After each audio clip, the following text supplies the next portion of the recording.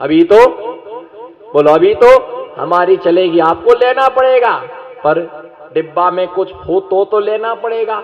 अब इतना सा चुल्लू भर तो मनार का रसला है, छिकला में से निकाल के उसमें है, लेना पड़ेगा लेना पड़ेगा, पूरा उल्टा कर दिया। अब क्या गिलास निचोड़ोगे क्या है?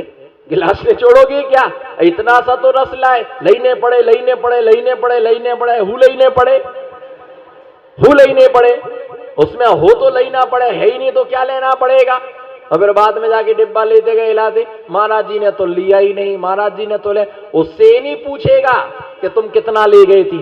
कम से कम एक गिलास रस लेके जाओ तो आधा गिलास चलता है। मुनिराज कभी पूरा नहीं लेते, कभी मुनिराज कभी पूरा नहीं, कुछ ना कुछ नीचे बचाते हैं। तो बाल मुनि, बोलो बाल मुनि, युवा मुनि, वृद्ध मुनि, अगर उनका अस्वस्थ है, जुकाम हो रहा है, तो उन्हें पूछना नहीं महाराज जी क्या औषधि दें आपके लिए, क्या औषधि आपके लिए। अगर वे अस्वस्थ हो रहे, जुकाम उनके लिए हो रहा है, तो मालूम दूध में हल्दी डालना, शक्कर डालना, काली मिर्ची डालना और सौंठ डालना, उसका काढ़ा बना करके उनको आहार में हल्का सा कुनकुना, बोलो हल्का सा, हमने गरम नहीं कहा है, हम होश में हैं, हम होश में हैं।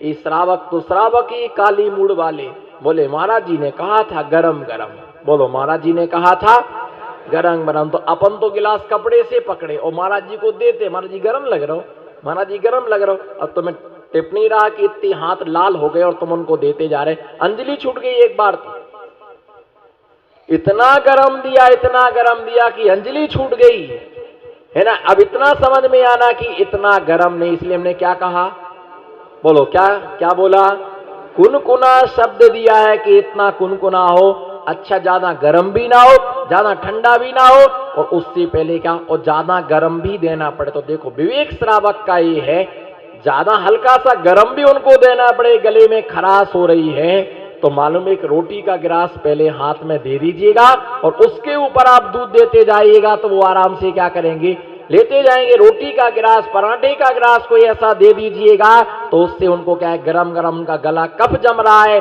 तो कफ क्या हो जाएगा, छूट जाएगा, निकल जाएगा। इस प्रकार से उनको गर्मी के समय में गर्म आहार देना और ठंडे गर्मी के समय में शीतल पदार्थ देना, जिससे उनको ठंडक मिले, गर्मी के समय में गर्म आहार देना, जिससे उनको क्या मिले, उष्णता मिले, है ना। उनकी चर्या के अनुसार उनकी आहार चर्या कराना, उनके अनुसार आहार चर्या कराना, इस श्रावक का विवेक औषधि यही है।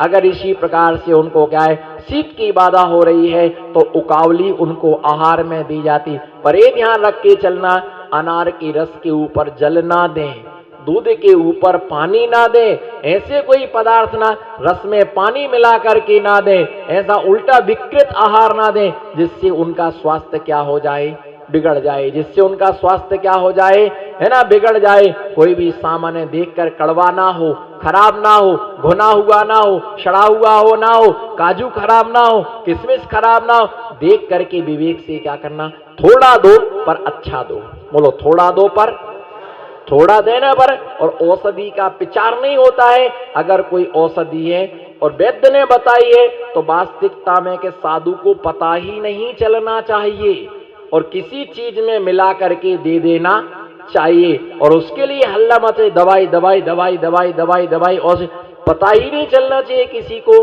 क्या औषधि है। ऐसे औषधि दान मुनिराज को दिया जाता और स्वस्थ शरीर कैसे प्राप्त होता है। कई लोग हमारे पास में आते हैं, पीछी वालों के पास पीछी लगवाने के लिए आते हैं, बोलो पीछी वालों के पास, जोर से बोलो, हमको ऊंचा सुनते थोड़ा हम, पीछी वालों के पास क्यों, महाराज जी यहां भी दर्द करता है, पीछे भी दर्द करता है, आगे भी दर्द करता है, सब घुटने भी दर्द करते, नस नस दर्द करती है, क्या करें, सब डॉक्टरों को दिखा लिया, पूरी रिपोर्ट नॉर्मल। पूरी रिपोर्ट क्या है, बोलो, हमने ठेका थोड़ी लिया है कोई प्रवचन का, बोलो पूरी रिपोर्ट क्या है, पूरी रिपोर्ट नॉर्मल आई है, कुछ भी नहीं बताया डॉक्टर ने, ना उठ सके, ना बैठ सके, ना खाई सके, ना हुई सके, ना खाई सके, ना हुई सके। संपत्ति खूब है, बीमार इतने इतने बीमार है, ना मंदिर आ पाते, ना पूजा कर पाते हैं, इतने बीमार है, बीमारी में कोई कमी नहीं है। 5,68,99,584 बीमारियां हैं। कितनी कितनी? 5 करोड़ बोलो, बोलना उसमें हंसने का। 5,68,99,584, 3.5 हाथ के शरीर में कितनी बीमारियां हैं? बोलो कितनी बीमारियां हैं? 5,68,99,584, इतने सारे रोग हैं, इतने सारे रोग इसमें भरे हुए हैं। अब कराओ तुम किस किस का उपचार कराते? बीमार शरीर क्यों मिला? अस्वस्थ शरीर क्यों मिला? अस्पताल के चक्कर क्यों लगाना पड़ते हैं? मुद्दे की बात तो अब है, अस्पताल के चक्कर क्यों लगाना पड़ते हैं? सालों साल अस्पताल में भर्ती होना मंजूर है, 12 महीना अस्पताल में भर्ती रहना मंजूर है, पर 12 मिनट संत निवास में बैठना मंजूर। अगर मैं इसको बोलूं कि आज आपको दिन भर हमारे पास, नहीं नहीं नहीं महाराज, अभी तो पीक सीजन चल रहा है, अभी तो टाइम नहीं है, और रमकली भी नहीं है, बच्चे भी बहुत परेशान कर रहे हैं, हो ही नहीं सकता है, मैं तो ये शाम सवेरे भी कैसे आ रहा वो मैं ही जानता हूं। बोलो शाम सवेरे हम कैसे आ रहे? मैं तो भाग भाग के आता हूं, टाइम ही नहीं मिलता है, वो तो भाग भाग के दुकान बिल्कुल शटर गिरा के ही आता हूं, टाइम नहीं मिलता है। और अभी कोई बीमारी हो जाए और अस्पताल जाना पड़े और यहाँ का डॉक्टर मना कर दे और बोले कि भैया इधर तो तुम्हारा काम धाम जमने वाला नहीं है, तुम तो प्रतापगढ़ जाओ। प्रतापगढ़ वाले ने अहमदाबाद पहुंचाया, अहमदाबाद वाले ने मुंबई पहुंचाया, और मुंबई वाले ने वापसी आने का कोई अच्छा नहीं लगा, मुस्कुराओ ना। मुंबई वाले ने फिर फोन आता है, लेके आऊं कि पूरा करके आऊं? नमो सिद्धाराम, ढोकरे को क्यों देख रहे? इधर देखो ना, क्या फोन आता है? बोलो फटाफट, क्या फोन आता है? लेके आऊं कि पूरा करके आऊं? तो घर के बड़े बुजुर्ग बोलते हैं, बोले बुलवा लो, यहीं करवा लेंगे। तो छोकरे बोलते काहे को बुलवा रहे, दे तो जाने तो दो, वहीं पटाखा समुद्र में चौपाटी पे छोड़ आना। भैया ये होता है कि अस्पताल में आदमी भर्ती क्यों रहता है?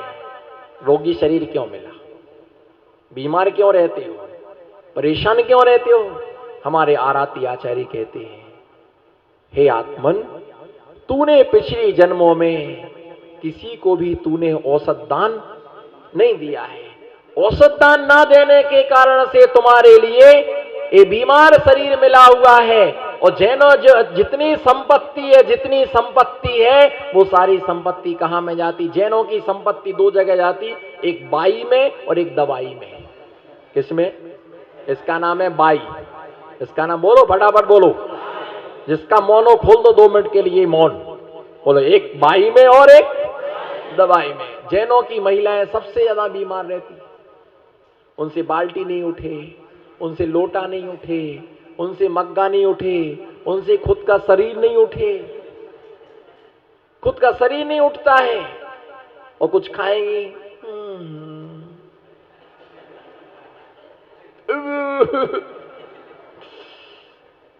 इनके मुंह तो देखो,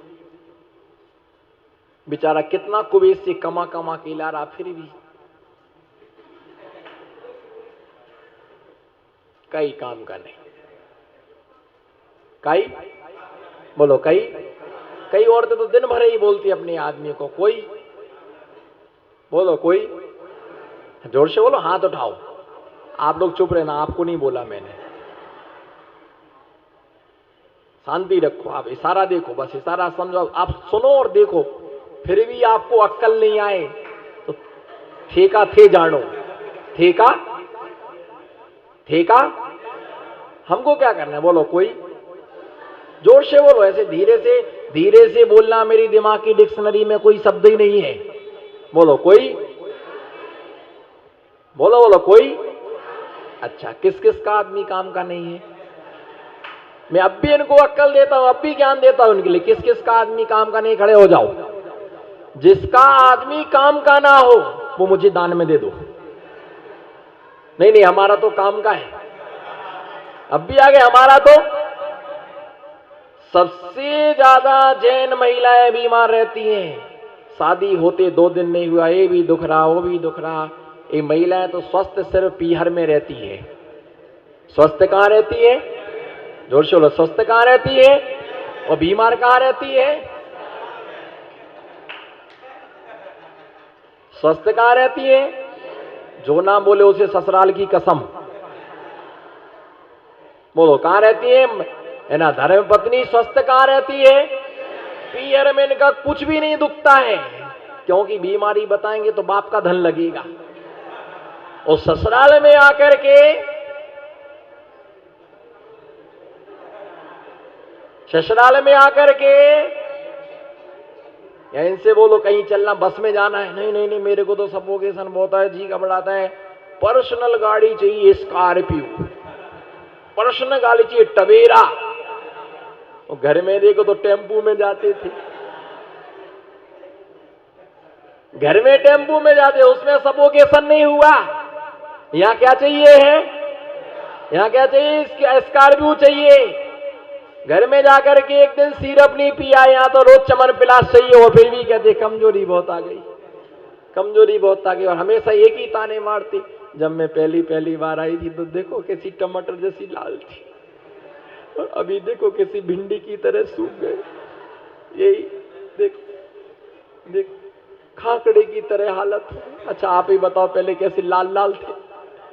बोलो ना कुछ तो बोलो। मैंने थोड़ी देखा, मैं तो अभी देखा है इनको, कैसी कैसी लाल बिल्कुल टमाटर की तरह थी।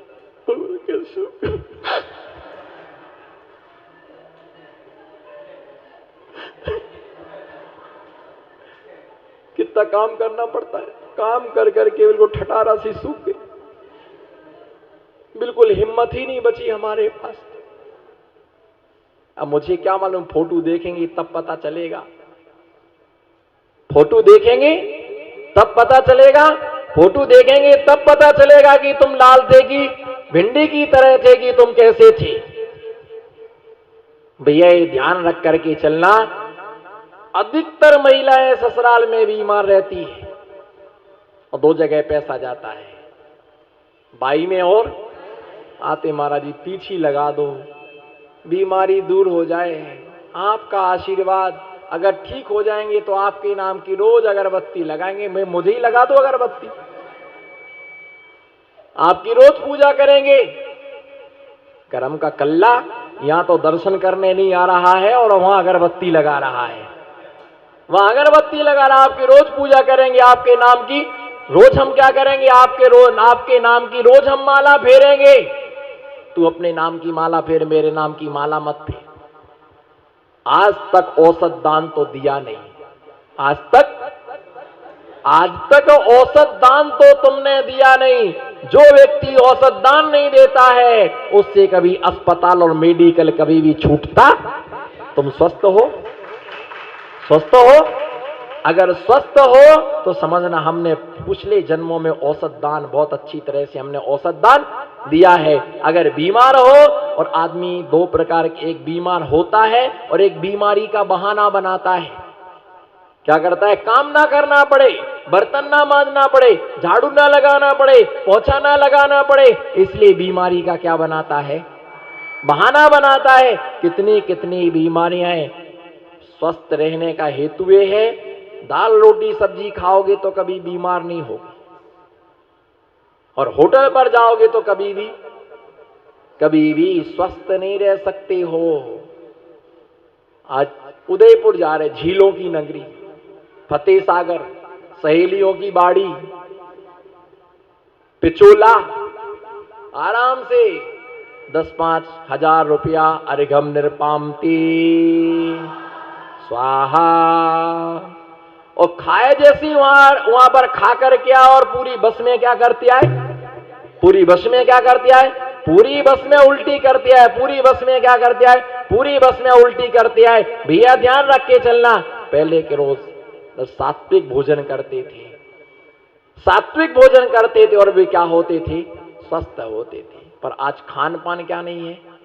खान पान शुद्ध नहीं है। और औसत दान कभी किसी को, औसत दान कभी किसी को दिया नहीं।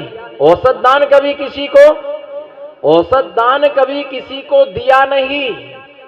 इसलिए मेडिकल के चक्कर लगाते हो और अस्पताल के चक्कर लगाते हो। और एक व्यक्ति घर में बीमार हो तो सारे लोग घर में क्या होते हैं? सारे घर में बीमार होते हैं। एक दवाई लेने जा रहा, एक चाय देने जा रहा, एक व्यक्ति वहीं पर बैठा हुआ है, समझा रहा है, चिंता मत करो ठीक हो जाओगे। बोलो, चिंता मत करो ठीक हो जाओ, है ठीक हो जाओगे। अब 10,000 की दवाइयां तो लगी, अब क्या ठीक हो जाओगे? ठीक हो जाओगे। बैठे, दुकान भी बंद, बोलो, दुकान भी, व्यापार भी ठप, सब कुछ बंद पड़ा हुआ है। महाराज को तो जवाब दे गए, टाइम नहीं मिलता है, दुकान खोलना पड़ती है। अब डॉक्टर से कहो कि हमको नहीं है टाइम, दुकान खोलना पड़ती है। क्या करें, परिवार है, चलाना पड़ता है। बोलो, राम कली ये ध्यान नहीं रखेंगे तो क्या होगा फिर? तो हम कौन से पराए, हम भी तो दिगंबर महामुनिराज हैं। मालूम औसत दान में वृषभ सेना नाम की पुत्री प्रसिद्धि को प्राप्त हुई। उसने क्या ऐसा उसने अभय दान दिया, क्या उसने औसत दान दिया? तो ये क्या है? नागश्री नाम की पुत्री थी, पूर्व भाव में नागश्री नाम की पुत्री थी और मंदिर में झाड़ू लगा रही थी। कोई राजा के लिए दर्शन करने के लिए आना था और ये वहां झाड़ू लगा रही थी। वहां पर एक मुनि दत्त नाम के महामुनिराज ध्यान में लीन थे, बैठे होंगे वह मंदिर के परिसर में कहीं पर। तो वो झाड़ू लगा रही थी, इसने 3-4 बार कहा कि राजा आने वाला है, राजा आने वाला है, राजा आने वाला है और तुम यहां से हट जाओ, राजा आने वाला है, तुम यहां से हट जाओ, हमें झाड़ू लगाना है। परंतु मुनिराज ध्यान में लीन थे। मुनिराज ध्यान में, वे मुनिराज ध्यान में लीन थे और मुनिराज ध्यान में लीन होने के कारण से विचलित नहीं हुए, खड़े रहे मुनिराज। किसी के कहने से मुनिराज खड़े नहीं होते और किसी के कहने से मुनिराज बैठ नहीं जाते।